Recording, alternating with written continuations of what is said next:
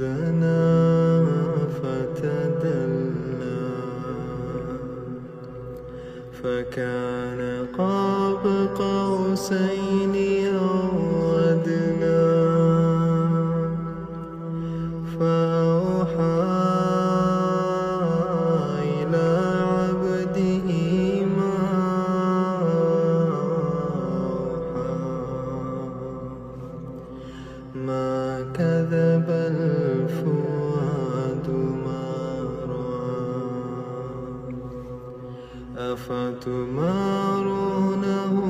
على ما يرى ولقد رآه نزلة أخرى عند سدرة المنتهى عندها جنة المأوى إذ يغشى السدرة ما يغشى ما زاغ البصر وما طغى لقد رأى من آيات ربه الكبرى أفرأيتم اللات والعزى ومناة الثالثة الأخرى ألكم الذكر وله الأنثى تلك إذا قسمة ضيزى إن هي إلا أسماء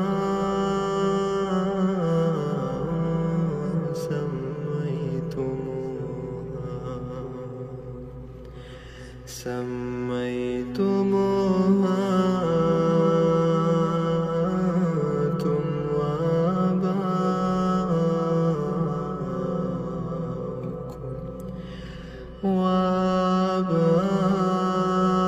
وآباؤكم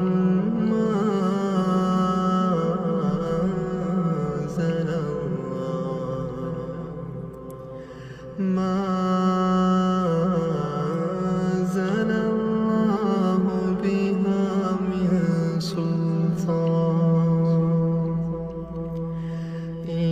يتبعون إلا الظن وما تهوى الأنفس ولقد جاءهم من ربهم الهدى أم للإنسان ما تمنى فلله الآخرة والأولى وكم من ملك في السماوات لا تغني شفاعتهم شيئا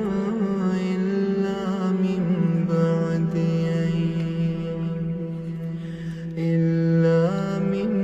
بعد أن يأذن الله لمن يشاء ويرضى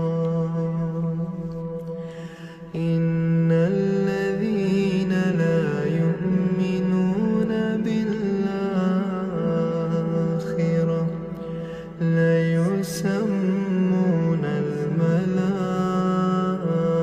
الملائكة تسمية الأنثى وما لهم به من علم إن يتبعون إلا الظن وإن الظن لا يغني من الحق شيئا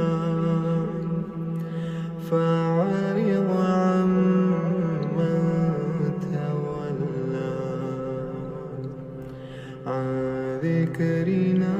ولم يرد إلا الحياة الدنيا ذلك مبلغهم من العلم إن ربك هو أعلم بمن ضل عن سبيله وهو أعلم بمن اهتدى ولله ما في السماوات وما في الأرض ليجزي الذين أساءوا بما عملوا ويجزي الذين أحسنوا بالحسنى الذين يجتنبون كبائر الإثم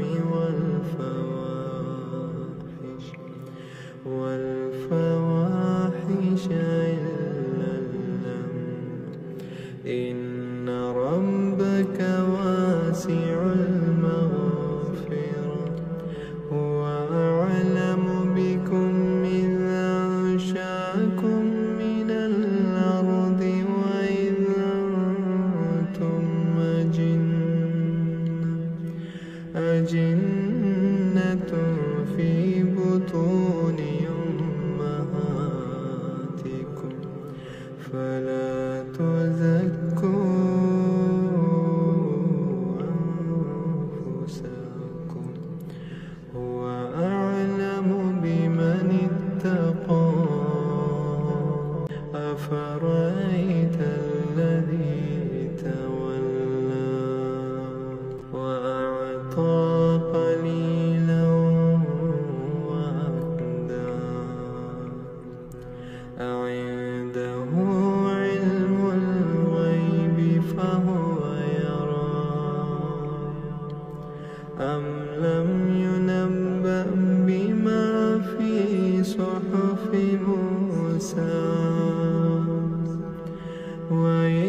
وإبراهيم الذي وفى ألا تزر وازرة وزر أخرى وأن ليس للإنسان إلا ما سعى وأن سعيه سوف يرى ثم يجزاه الجزاء الأوفى وأن إلى ربك المنتهى وأنه هو أضحك وأبكى وأنه هو أمات وأحيا وأنه خلق الزوجين الذكر والأنثى من نطفة إذا تمنى وأن عليه النشأة الأخرى وأنه هو أغنى وأقنى وأنه هو رب شعرى وأنه أهلك عادا الأولى وثمود فما أبقى وقوم نوح من قبل إنهم كانوا هم أظلم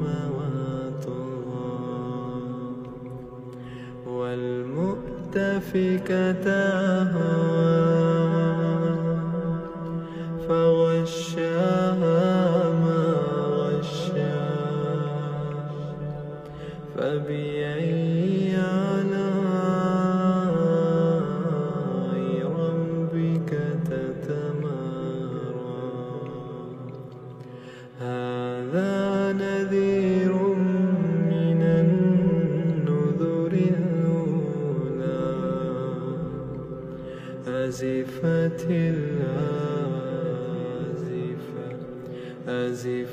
الآزفة ليس لها من دون الله كاشفة أفمن هذا الحديث تعجبون وتضحكون ولا تبكون وأنتم سامدون فاسجدوا